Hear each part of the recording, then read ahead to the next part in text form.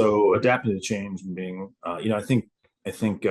one story around that would be, right, before COVID, I think I was a little bit worried about online learning becoming a threat to the business. If you think about it, you could syndicate a professor, certainly for the gen eds, that a teacher at Yale who's the best in the industry of teaching a 101 level course. He could have a class that's 200,000 students, and that would mean that you didn't have to go to your big state school in the Midwest. As it turns out, when COVID happened, I was terrified. I thought I was going bankrupt. I was very, very exposed to the university ecosystem and the investments we have there. So certainly some sleepless nights in March and April of 2020.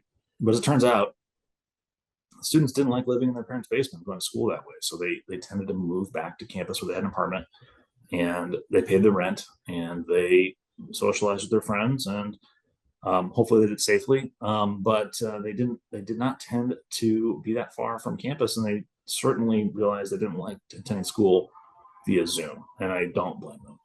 So I think that those threats are not as scary as they used to be, and I think the student housing market is robust and is thriving as much as it ever has.